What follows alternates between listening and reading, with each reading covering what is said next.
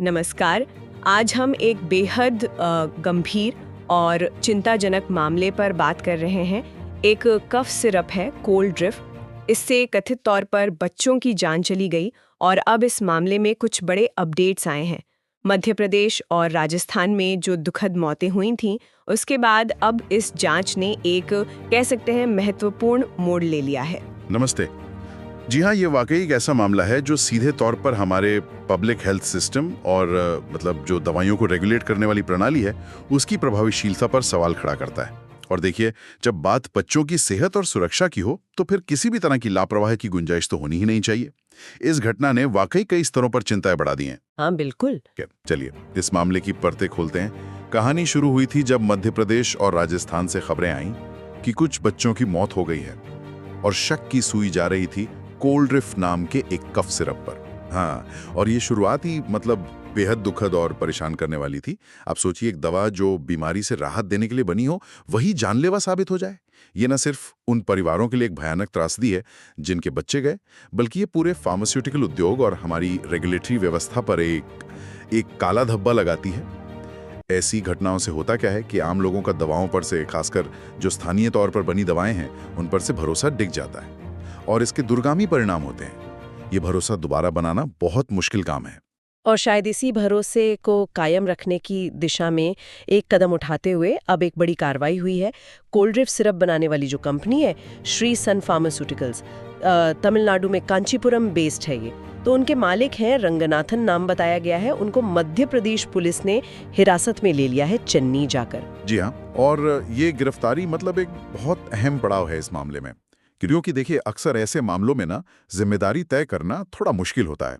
तो निर्माता की ये सीधी गिरफ्तारी ये दिखाती है कि प्रशासन इसे गंभीरता से ले रहा है और जवाबदेही तय करने की कोशिश कर रहा है। और जैसा कि सूत्रों का कहना है, मीडिया द्वारा लगातार इस मुद्दे को उठाए जाने के बाद, खासकर कुछ रिपोर्ट्स का जिक्र है, उसके बाद अधिकारियों पर शायद दबाव बढ़ा और ये कार्रवाई हुई। बेशक कुछ लोगों को लग सकता है कि इसमें देर हुई, क्योंकि बच्चों की मौत की खबरें तो पहले आ गई थी, लेकिन जैसा कहते हैं ना, देर आए दुरुस्त आए। अब जरूरी यह है कि जांच को उसके सही अंजाम तक पहुंचाया जाए। आया था, तब क्या हुआ था? मध्य प्रदेश और राजस्थान में बच्चों की दुखद मौतों के बाद कोल्ड ड्रिफ्ट सिरप शक के दायरे में आया और इसके बाद तो एक के बाद एक कई राज्यों ने तेजी से कदम उठाए थे। तमिलनाडु, केरल, मध्य प्रदेश, पंजाब, अरुणाचल प्रदेश, इन सब राज्यों ने इस खास कफ सिरप की बिक्री और वितरण पर रोक लगा दी थी। सही कहा। और ये जो प्रतिबंध लगे थे, ये सिर्फ एक एहतियाती कदम नहीं थे। ये असल में दवा की गुणवत्ता और सुरक्षा को लेकर जो गंभीर सवाल उठ खड़े हुए थे, उनका नतीजा थे। सवाल ये था कि आखिर गड़बड़ी हुई कहाँ? क्या प्रोडक्शन प्रोसेस में कोई जानबूझकर की गई लापरवाही थी? क्या जो सामग्री इस्तेमाल हुई वो घटिया या जहरीली थी? या फिर जो रेगुलेटरी जांच होनी चाहिए थी, उसमें कहीं कोई चूक रह गई? तो इन प्रतिबंधों ने इन सवालों को और ज्यादा हवा दी और जाहिर है निर्माता कंपनी पर दबाव बनाया। अब यहाँ से मामला और पेचीदा और कह सकते हैं गंभीर होता जा रहा है। पुलिस हिरासत में कंपनी के मालिक रंगनाथन से जो पूछताछ हुई है, उसमें कुछ ऐसी जानकारी सामने आई है जो पहले किसी को पता नहीं थी, और ये जानकारी वाकई चौंकाने वाली है। पहले ये माना जा रहा था, और शायद कंपनी ने भी यही बताया होगा, कि ये जो संदिग्ध या कहें जहरीला सिरप था, वो सिर्फ मध्य प्रदेश में ही सप्लाई किया गया था। हाँ, और ऐसी नई जानकारी ने इस मामले के दायरे को अचानक बहुत बड़ा कर दिया है। पूछताछ में ये बात खुली है कि कोल्ड ड्रिफ्ट का ये जो कथित जहरीला बैच था, वो सिर्फ मध्य प्रदेश ही नहीं, बल्कि 2 और राज्यों, ओडिशा और पुडुचेरी में भी भेजा गया था। ये खुलासा अपने आप में बहुत ही गंभीर है। इसका सीधा मतलब है कि खतरा केवल 1 या 2 राज्यों तक सीमित नहीं था, बल्कि ये दवा संभावित रूप से 3 अलग-अलग राज्यों में बच्चों या अन्य मरीजों तक पहुंच सकती थी। तो इसका मतलब ये हुआ कि जैसी दुखद घटना मध्य प्रदेश में हुई, वैसी ही ओडिशा या पुडुचेरी में भी हो सकती थी। ये तो वाकई भयानक संभावना है। बिल्कुल, ये संभावना ही रोंगटे खड़े कर देने वाली है। और इस नए खुलासे के बाद जाहिर पुलिस और जो हमारी central drugs standard control organisation है, जिसे हम CDSCO कहते हैं, उसके साथ साथ उड़ीसा और पुडुचेरी के जो ड्रग कंट्रोल विभाग हैं, वो भी तुरंत हरकत में आ गए हैं। अब प्राथमिकता यह है कि इन दोनों राज्यों में इस सिरप के स्टॉक का पता लगाया जाए, उसे फौरन बाजार से वापस मंगाया जाए, जिसे हम फार्मा की भाषा में रिकॉल कहते हैं, और ये पक्का किया जाए कि यह दवा किसी मरीज तक ना पहुंचे। इसके लिए मध्य प्रदेश पुलिस और जांच एजेंसियां उड़ीसा और पुडुचेरी के अधिकारियों के साथ कोऑर्डिनेट कर रही हैं, जानकारी साझा कर रही हैं। ये दिखाता है कि समस्या की जड़ें शुरुआती अनुमान से कहीं ज्यादा गहरी और फैली हुई थी। एक जांच दूसरी कई बातों को सामने लाती है। कोल्ड ड्रिफ्ट की जांच सिर्फ इसी सिरप तक ही सीमित नहीं रही। सूत्रों के अनुसार जब जांचकर्ता श्री सन फार्मास्यूटिकल्स की मैन्युफैक्चरिंग यूनिट पर पहुंचे तो वहां के हालात भी काफी चिंताजनक पाए गए।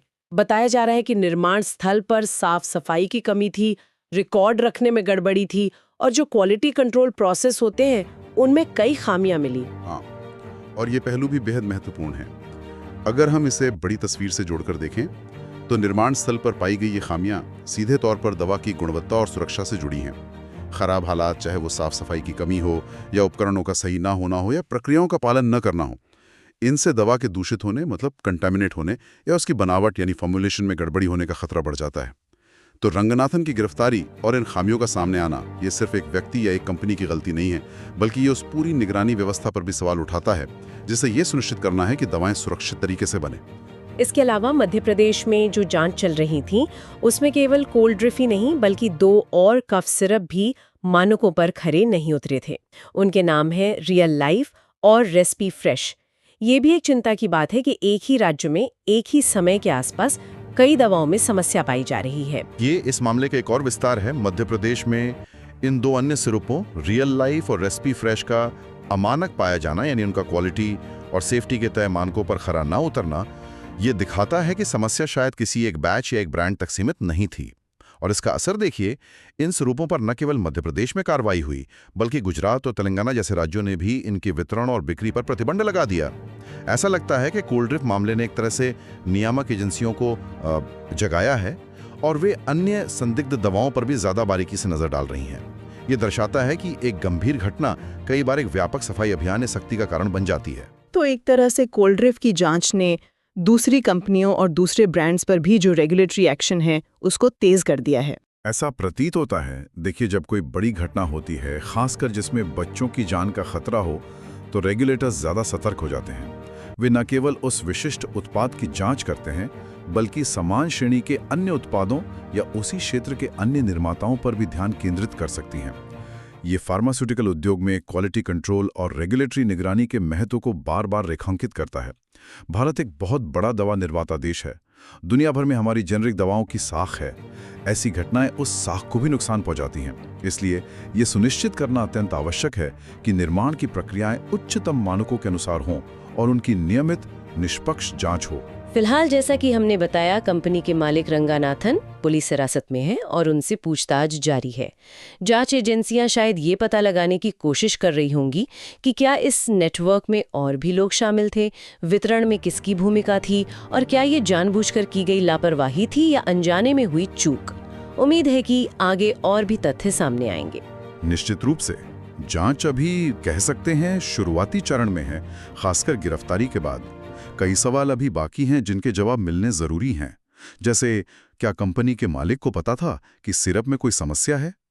क्या क्वालिटी टेस्ट ठीक से किए गए थे? अगर नहीं तो क्यों? क्या डिस्ट्रीब्यूशन चेन में शामिल अन्य लोगों की भी कोई भूमिका थी? और सबसे महत्वपूर्ण, क्या नियामक स्तर पर यानी ड्रग इंस्पेक्टर्स या लाइसेंसिंग अथॉरिटी के स्तर पर कोई चूक हुई थी जिसने स्थिति को पैदा होने दिया? इन सभी सवालों के जवाब मिलने पर ही पूरी तस्वीर साफ हो पाएगी और भविष्य के लिए सही सबक सीखे जा सकेंगे। तो इन सब का क्या मतलब निकलता है? अगर हम आज की चर्चा को समेटें तो कोल्ड ड्रिफ्ट कफ सिरप मामला जिससे बच्चों की मौतें जुड़ी थीं, उसमें निर्माता कंपनी के मालिक को गिरफ्तार कर लिया गया है। एक बहुत बड़ा और चिंताजनक खुलासा ये हुआ है कि ये सिरप सिर्फ मध्य प्रदेश नहीं बल्कि ओडिशा और पुडुचेरी में भी भेजा गया था, जिससे खतरे का दायरा काफी बढ़ गया। और इस पूरी जांच के असर में मध्य प्रदेश में पाए गए 2 अन्य कफ सिरप, रियल लाइफ और रेस्पी फ्रेश, पर भी गुजरात और तेलंगाना जैसे राज्यों में प्रतिबंध लगाया गया है। ये मामला वाकई कई परतों वाला है। बिल्कुल सही सारांश है। ये पूरा प्रकरण हमें कई स्तरों पर सोचने को मजबूर करता है। पहला, दवा सुरक्षा एक बेहद गंभीर मुद्दा है और इसमें किसी भी तरह की कोताही के परिणाम भयावह हो सकते हैं। दूसरा, ये घटना दर्शाती है कि कैसे एक राज्य में हुई निर्माण या निगरानी की चूक का असर कई अन्य राज्यों तक पहुंच सकता है। ये अंतर्राज्यीय समन्वय और सूचना साझा करने के महत्व को उजागर करता है। तीसरा, ये नियामकों और अधिकारियों के लिए एक कड़ी चेतावनी है कि उन्हें अपनी जांच और निगरानी प्रक्रियाओं को और अधिक मजबूत, पारदर्शी और प्रभावी बनाने की तत्काल आवश्यकता है।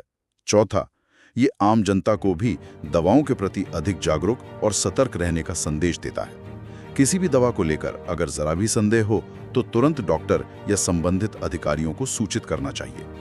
ये वाकई एक सबक है जिसे गंभीरता से लेने की जरूरत है ताकि भविष्य में ऐसी दुखद घटनाओं की पुनरावृत्ति ना हो। उम्मीद है कि जांच निष्पक्ष तरीके से आगे बढ़ेगी और दोषियों को सजा मिलेगी। इसी उम्मीद के साथ हम अपने श्रोताओं के लिए एक विचार छोड़ जाते हैं जिस पर वे सोच सकते हैं। ये सवाल सीधे तौर पर हमारी चर्चा से ही निकल कर आता है।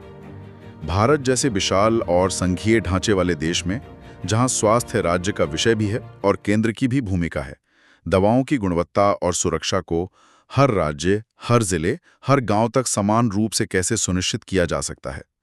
ऐसी त्रासदियों को भविष्य में पूरी तरह से रोकने के लिए किस तरह के प्रणालीगत बदलावों, बेहतर समन्वय और शायद तकनीक के उपयोग की आवश्यकता हो सकती है ताकि नियामक व्यवस्था हर जगह समान रूप से प्रभावी हो? इस पर विचार करना जरूरी है।